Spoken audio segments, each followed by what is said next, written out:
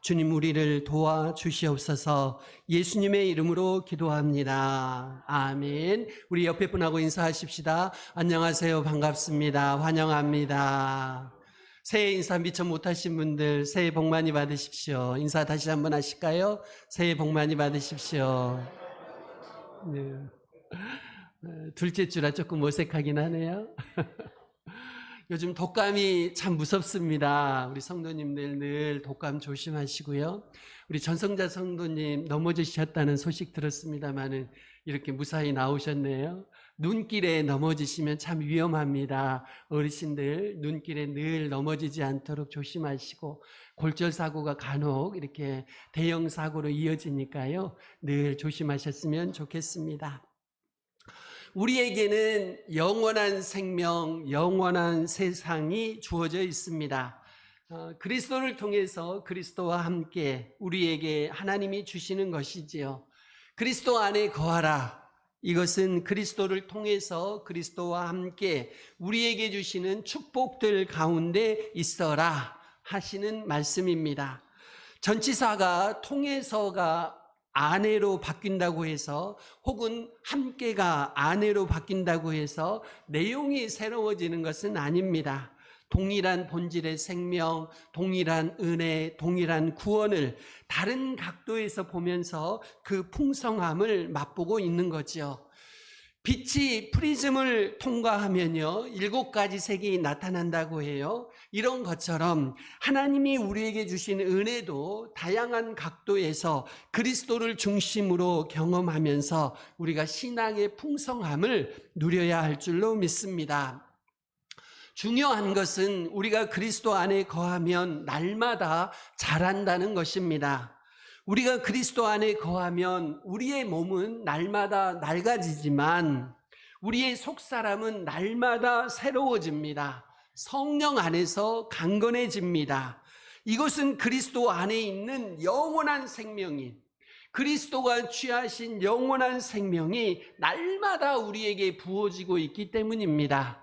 여러분, 우리가 그리스도 안에 있으면요 그리스도의 생명이 우리에게 날마다 부어지고 있다고 말씀합니다. 이것이 신앙생활입니다. 첫 번째입니다. 그리스도 안에 거하라. 여러분, 교회의 문제는 제도나 비전에 있지 않습니다. 제도가 부실해서 혹은 비전이 없어서 교회가 무너지지는 않습니다. 엄밀한 의미에서 교회의 비전은 하나입니다. 교회의 비전은 그리스도 한 분이십니다. 그래서요 교회의 비전이 따로 필요 없습니다. 교회의 비전은 그리스도이시기 때문이지요. 그분을 통해서 우리에게 주시는 은혜, 그분과 함께 살아가면서 누리는 그 은혜 안에서 우리는 영생을 누리고 작은 예수로 이 땅에서 살아가는 것, 이것이 교회의 유일한 비전이라고 할 수 있습니다. 교회가 어떤 사역을 하든지 그것은 우리가 그리스도 안에 있기 때문에 나타나는 열매일 뿐이지요. 여러분, 우리는 그리스도 안에 있는 사람들입니다. 이것이 우리의 정체성입니다. 우리가 그리스도 안에 있으므로 그리스도인이라고 부르는 것이지, 한시라도 우리가 그리스도 밖으로 벗어난다면 우리는 그리스도인이 아닙니다. 우리의 믿음 중심에는 살아계신 예수 그리스도가 임재하고 계십니다. 세상의 모든 기술은 시간이 흐르고 경험이 쌓이고 학습이 축적되면 전문성을 가지게 되지요. 의학이면 의학, 공학이면 공학, 또 어떤 기술이면 기술, 오랜 시간에 걸쳐 학습을 쌓고 경험을 쌓고 시간이 흘렀다면 그는 그 분야에 있어서 전문가라고 할 수 있습니다. 다른 사람에게 없는 전문적인 지식, 전문적인 경험이 축적되어 있기 때문이지요. 그런데 여러분, 놀랍게도 믿음은 전문적인 지식이 아닙니다. 전문적인 기술도 아닙니다. 여러분이 어제까지 몇십 년을 믿음 안에 살았다고 할지라도 오늘 이 순간 여러분이 그리스도 안에 있지 않으면 지난 수십 년간의 훌륭한 신앙생활이 아무것도 아닙니다. 이것이 믿음입니다. 어제까지 여러분이 믿음 안에서 몇십 년을 살아왔다 해도 오늘 이 순간 여러분이 그리스도 안에 있지 않으면 아무것도 아닌 것이 믿음입니다. 그래서 믿음은요, 신앙은요, 전문적인 기술도 아니고 전문적인 지식도 아닙니다. 성경에서 다윗이나 사울 등 나오는 위대한 사람들, 이분들의 실수를 보면 우리가 과거에 얼마나 믿음 생활을 잘했냐, 이것으로는 하나님께 나아갈 수가 없습니다. 하나님 앞에 서는 그 순간 내가 얼마나 믿음으로 잘했냐, 그 순간 그리스도 안에 있느냐, 이것으로만 하나님께 나아갈 수가 있습니다. 주님 앞에 서는 그 순간, 그리고 오늘 이 순간이 그만큼 중요합니다. 오늘이라는 이 시간 속에 내가 그리스도 안에 있는가 하는 것이 진정으로 중요합니다. 그래서 믿음은 기술이 아닙니다. 여러분이 신앙생활 하시면서 전문적인 기술자가 되시면 안 됩니다. 교회 생활의 기술자가 되시면 안 됩니다. 저 같은 목회자들이 제일 위험하지요. 여러분, 목회자들이 가장 착각하는 것이 무엇일까요? 이렇게 설교를 자주 하니까요, 자신이 믿음이 좋은 줄 착각한다는 것입니다. 설교를 잘한다고 그분의 믿음이 꼭 좋은 것 아닙니다. 왜 그럴까요? 설교가 기술이 될 수 있기 때문이지요. 기술이 좋으면 설교 잘할 수 있습니다. 하지만 믿음은 그만큼 좋지 않을 가능성이 얼마든지 있는 것입니다. 쉽게 말씀드려서 어떤 목회자가 설교를 잘한다고 해서 그분의 믿음이 반드시 좋은 것은 아니라는 뜻이지요. 여러분도 그렇습니다. 신앙생활 하시면서 봉사도 하시고 사역도 하십니다. 봉사 잘하고 사역을 효과적으로 하신다고 해서 여러분의 봉사나 사역이 여러분의 믿음을 그대로 드러내는 것은 아닙니다. 여러분이 봉사를 잘하고 사역을 훌륭하게 하셔도 여러분의 믿음이 그 기술에 못 미칠 수가 있다는 것을 명심하셔야 합니다. 그 무서운 차이를 기억하셔야 돼요. 여러분의 기술이 여러분의 믿음에 비례하지 않습니다. 여러분의 믿음이 여러분의 기술에 비례하지 않습니다. 그러므로 여러분이 내가 그리스도 안에 있는가 매 순간 확인하셔야 합니다. 여러분, 우리의 유일한 비전은 그리스도 안에 있는 것입니다. 우리가 그리스도 안에 있기만 한다면 하나님은 당신께서 계획하신 일을 우리를 통해서 일하실 수가 있어요. 교회의 비전 또한 마찬가지입니다. 앞에서 말씀드린 대로 교회의 가장 중요한 비전은 모든 성도들이 그리스도 안에 거함으로 작은 예수가 되는 것이지요. 이 본질을 잃어버려서는 안 됩니다. 따라서 한번 하실까요? 그리스도 안에 거함으로 작은 예수가 됩시다. 두 번째입니다. 우리 가운데 임재하시는 하나님이십니다. 여러분, 하나님은 우리 가운데 임재하시기 위해서 내려오셨습니다. 성경을 보시면 창세기에 나타난 하나님은 하늘에 계시는 하나님이시지요. 우리에게 보이지 않는 하늘에서 말씀하십니다. 하나님이 계신 초소가 어디인지는 나타나지 않고 하나님의 말씀만 나타납니다. 그런데 출애굽기로 넘어오면 이야기가 달라지는데요. 하나님이 모세를 부르실 때 신의 산으로 올라오라고 말씀하셔요. 마치 하나님이 신의 산에 계신 것처럼 신의 산으로 올라오라고 하셔요. 여러분, 하나님의 입장에서는 하나님이 신의 산으로 내려오신 것입니다. 하나님은 신의 산에서 모세에게 두 가지를 주셨어요. 하나는 율법이고 또 다른 하나는 성막에 관한 청사진입니다. 하나님이 백성 가운데 거하시기 위해서 그들이 살고 있는 동일한 땅에 회막, 쉽게 말씀드려서 하나님을 만나는 텐트를 구별된 장소에 만들 것을 명령하시지요. 회막은 하나님이 백성 가운데 거하시는 것을 보여주었습니다. 그러다가 레위기에 들어가 보면 하나님이 모세에게 약속하신 대로 회막으로 내려오시지요.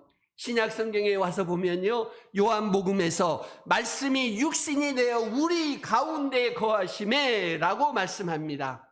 여기서 거하심에는 텐트를 친다는 뜻이에요. 우리와 함께 하시는 정도가 아니고 말씀이 육신이 되신 예수님이 우리 가운데 거하십니다. 여러분, 육신이신 예수님께는 한계가 있었어요. 육신의 몸을 입고 있으므로 우리와 함께 하실 수는 있었지만 우리 속에 거하실 수는 없었어요. 그런데 하나님의 사역이 거기서 끝나지 않습니다. 그리스도가 십자가에서 보혈을 흘리시고 그리스도가 다시 살아나심으로 그리스도가 우리에게 새로운 생명을 주시고 그리스도 안에 있는 새 생명의 변화를 통해서 성령님이 우리 안에 오신 줄로 믿습니다. 이제는 성령님이 그리스도의 영으로 우리 안에 거하십니다. 그래서 그리스도가 우리 안에 거하시는 놀라운 역사가 우리 가운데 날마다 이루어지는 것이지요.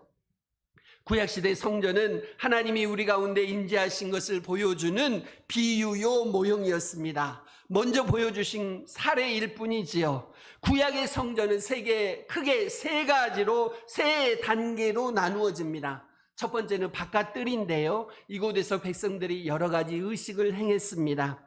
둘째는 성소입니다. 이곳에서 이제 제사장들이 들어가서 사역하는 영역이었습니다. 그리고 마지막 세 번째는 지성소인데요. 이 지성소는 휘장으로 가려져 있습니다. 1년에 단 한 번 대제사장만 들어갈 수 있는 영역이었죠. 그런데 그리스도가 십자가에서 죽으실 때 성전에 놀라운 일이 일어납니다. 여러분이 아시는 대로 그 성전 휘장, 지성소의 휘장이 위에서부터 아래로 찢어지는 겁니다. 이로 인해서 우리 모두가 지성소 안으로 들어갈 수 있게 되었습니다. 이것은 어떤 물건이 찢어진 것 이상의 사건이었습니다. 영적인 세계가 열렸다는 뜻입니다. 대제사장 되신 그리스도 안에서 우리가 지성소로 들어갈 수 있게 되었다는 것이지요. 구약에서는 1년에 한 번만 대제사장이 지성소에 들어갈 수 있었지만 성전의 휘장이 찢어짐으로 우리는 어느 순간이라도 그리스도 안에서 하나님의 지성소 안으로 나아가서 그분을 경배할 수가 있습니다. 그런데 이것을 역으로도 말씀드릴 수 있습니다. 휘장이 찢어지면서 우리가 하나님 앞에 나아갈 수 있게 된 것도 사실이지만 휘장이 찢어짐으로 하나님의 생명이 우리 가운데 온전히 임하실 수 있게 되었습니다. 휘장을 찢으시고 우리 가운데 온전히 거하시는 하나님의 역사, 새 생명의 역사가 우리 안에서 시작되었습니다. 여러분, 우리 영혼에 지성소와 같은 곳이 있는데요, 하나님이 온전히 그 지성소에 임하시면, 우리 영혼의 지성소에 임하시면, 성령이 임재하시면 그때 비로소 놀라운 일이 하나 생깁니다. 우리가 우리 자신의 내면 깊은 곳을 볼 수 있게 돼요. 여러분이 여러분 자신의 내면 깊은 곳을 언제 보느냐? 여러분 성전에, 여러분 영혼의 지성소의 휘장이 찢어지고 하나님이 임재하시고 성령님이 그곳에서 역사하실 때 우리 내면의 깊은 곳을 우리 스스로 비로소 보게 됩니다. 여러분, 우리는 우리 스스로를 잘 아는 것 같지만, 나는 나를 잘 아는 것 같지만 사실은 잘 모릅니다. 내가 얼마나 어떤 존재인지 잘 모른다는 거죠. 어떤 유행가 가사 중에 이런 게 있더라고요. 나도 나를 모르는데 네가 나를 알겠느냐. 탓탓한가요? 제목이 그런 것 같습니다. 그 가사 내용 중에 이렇습니다. 네가 나를 모르는데, 내가 나를 모르는데 네가 나를 알겠느냐. 여러분, 이 세상에서 나를 가장 모르는 사람은 누굴까요? 나입니다. 죄송하게 나예요. 다른 사람이 나를 아는 만큼도 나는 나를 몰라요.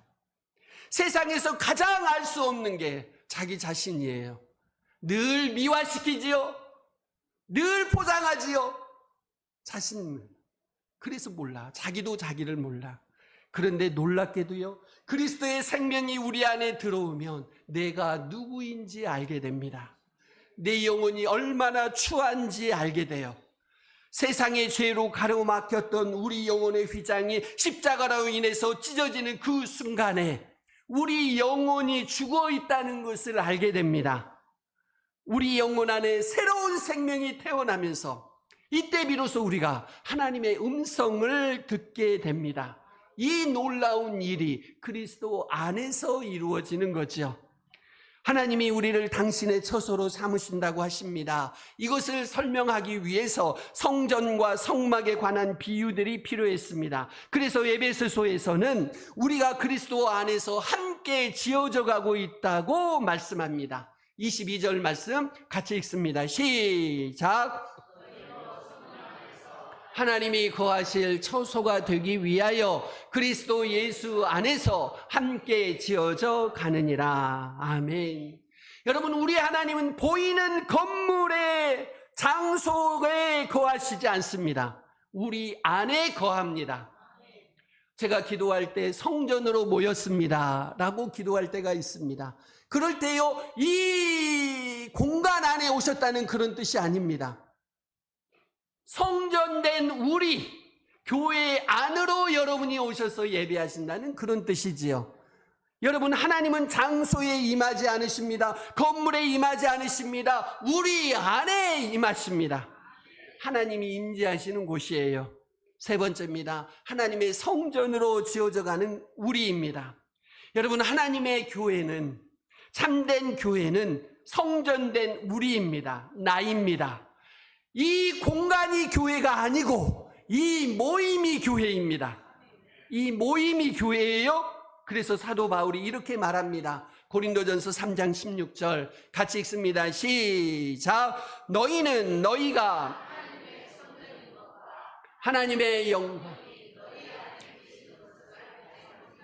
아멘. 이 말씀에도 불구하고 어떤 건물을 가리켜서, 장소를 가리켜서 우리가 성전이라고 한다면 이 말씀을 무력화시키는 것입니다. 영과 진리로 예배하는 우리가 곧 성전입니다. 이것을 기억하셔야 합니다. 에베소서 2장 20절부터 22절에서는 이렇게 말씀합니다. 같이 읽습니다. 시작. 너희는 사도들과 선지자들의 터 위에 세우심을 입은 자라. 그리스도 예수께서 친히 모퉁이 돌이 되셨느니라. 그의 안에서 건물마다 서로 연결하여 주 안에서 성전이 되어 가고 너희도 성령 안에서 하나님이 거하실 처소가 되기 위하여 그리스도 예수 안에서 함께 지어져 가느니라. 아멘. 22절에서 우리가 주목하실 단어는 함께입니다. 함께. 하나님이 나만 하나님이 거하실 처소가 아닙니다. 나만 하나님의 성전이 아니에요. 예수님이 모퉁이 돌이 되시고 우리가 살아있는 돌로서 서로 연결되면서 함께 하나님의 성전이 되어가고 있습니다. 나 혼자만 성전이 아니고 옆 사람과 함께 성전으로 지어져 가고 있다는 것이지요. 돌. 생명이 없는 것인데 살아있다고 표현합니다. 참 신비한 표현이지요. 베드로전서 2장 5절 같이 읽습니다. 시작. 너희가 산돌같이 세워지고 예수 그리스도로 말미암아 하나님이 기쁘게 받으실 거룩한 제사장이 될지니라. 아멘. 우리 모두는 신령한 집으로 함께 지어져 가고 있습니다. 교회 건물이 얼마나 크냐, 얼마나 화려하냐, 얼마나 편안하냐, 얼마나 그 교회 건물이 좋냐, 언제 얼마나 되었느냐, 이거 아무것도 아닙니다. 하나님은 그런 거 아무것도 아니셔요. 우리가 얼마나 거룩한 집으로 함께 지어져 가고 있느냐가 중요합니다. 이 거룩한 집의 특징이 무엇일까요? 에베소서 2장 14절 16절에서 그 특징을 이렇게 말씀합니다. 한번 올려주실까요? 14절부터 16절 시작. 그는 우리의 화평이신지라 둘로 하나를 만드사 원수된 것 곧 중간에 막힌 담을 자기의 육체로 허시고 법조문으로 된 계명의 율법을 폐하셨으니 이는 이 둘로 자기 안에서 한 새 사람을 지어 화평하게 하시고 또 십자가로 이 둘을 한 몸으로 하나님과 화목하게 하려 하심이라. 원수된 것을 십자가로 소멸하시고. 여러분, 무슨 뜻일까요? 하나님과 우리 사이에 원수되었던 것을 십자가로 허물어 내셨습니다. 하나님과 우리 사이에 화평을 이루셨지요. 뿐만 아니라 하나님과 우리 사이뿐만 아니라 유대인과 이방인 사이에 우리 안에 서로 다른 사람들이 하나님이 거하실 처소가 될 때 그 속에 화평이 이루어진다는 것입니다. 여러분, 우리가 어떻게 하나 될 수 있을까요? 그리스도 안에서만, 하나님의 처소로서만 가능한 일입니다. 여러분, 우리가 거룩한 성전인지 아닌지 어떻게 알 수 있을까요? 둘이 하나 되면 성전입니다. 둘이 따로 국밥이면 이거는 성전이 아니에요. 둘이 하나 돼서 한 몸을 이루어 가면 성전입니다. 그런데 나누어지고 쪼개지고 분열되면 이건 성전이 아니에요. 성전인지 아닌지 평가할 수 있는 기준은 우리가 하나 될 수 있느냐, 화목이 있느냐, 화평이 있느냐 없느냐입니다. 하나님 안에서 거룩과 화평은 하나입니다. 둘이 한 사람을 이루어야 화평입니다. 문화가 다르고 언어가 다르고 민족이 다르고 사실 우리 다 다르지 않습니까? 고향이 다르고 학력이 다르고 직업이 다르고 다 다릅니다. 그런데 놀랍게 우리가 영과 진리로 하나님을 예배할 때, 함께 하나님을 예배할 때 비로소 우리가 하나님의 처소 성전으로 만들어져 가고 있습니다. 십자가를 통해서 하시는 일입니다. 우리는 그리스도 안에서 거룩과 화평을 이루어가는 성전으로, 하나님의 처소로 지어져 가고 있다고 성경은 말씀합니다. 여기서 중요한 것은 이 공사가 안 끝났습니다. 공사가 안 끝났어요. 완성된 성전이 아니고 준공된 성전이 아니고 아직도 공사 중인 성전이라는 것입니다. 하나님의 성전은 우리를 통해서 지금도 지어져 가고 있습니다. 공사 중이란 이야기예요. 완성되지 않았습니다. 언제 완성될까요? 주님이 재림하실 때, 그때 비로소 우리는 완성된 성전을 보고 하나님의 영광을 보게 될 것입니다. 그러므로 그날까지 서로 부족한 부분이 보이더라도, 부족한 부분이 눈에 띄더라도 서로 정죄할 일이 아니고 함께 지어져 가고 있는 과정인 것을 기억하시기를 바랍니다. 성전으로 우리가 함께 지어져 가는 것, 이거 그리스도 안에서만 이루어지는 축복입니다. 그리스도 안에서 거룩과 화평을 이루어가는 하나님의 처소로 만들어져 가고 있습니다. 날마다 이것을 확신하며 그리스도 안에 거하시기를 바랍니다. 여러분, 우리가 예수 안에서 화평을 이루기 위해 어떻게 해야 될까요? 주님이 나를 사랑하신 것 같이 서로 사랑하고 용납하고 사랑하시기를 바랍니다. 그래야 성전으로 지어져 가게 됩니다. 예수님의 마음을 닮아서 고통과 즐거움을 함께 나누시기를 바랍니다. 그래야 함께 성전으로 지어져 가게 됩니다. 여러분, 혼자서는 성전으로 지어져 갈 수가 없습니다. 함께 하심으로만 그리스도의 성전으로, 하나님의 성전으로 이루어지고 지어져 가게 됩니다. 이 영광된 하나님의 사역의 한 부분이 되시기를 주의 이름으로 축원드립니다. 우리 같이 기도하시겠습니다. 주님, 우리 가운데 임재하시고 우리를 하나님의 성전으로 지어가시니 감사합니다. 주님이 나를 사랑하신 것 같이 서로 용서하고 사랑하고 화해하며 함께 성전으로 지어져 가게 하옵소서. 예수님의 마음을 닮아서 고통과 즐거움 함께 나누며 함께 성전으로 지어져 가게 하옵소서. 우리 같이 기도하시겠습니다.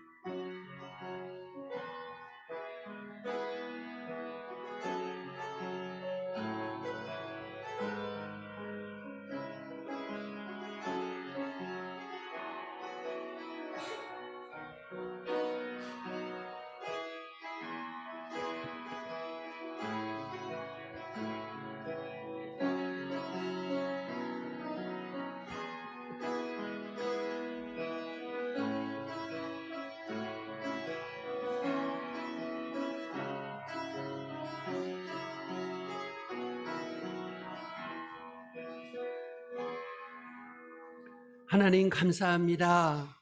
부족하고 연약하고 못난 우리들인데도 함께 성전으로 지어 가신다니 주님 감사합니다. 주님, 그러므로 주님 오시는 그날까지 서로 용서하며 사랑하며 고통과 즐거움을 함께 나누며 함께 성전으로 지어져 가게 하옵소서. 예수님의 이름으로 기도합니다. 아멘.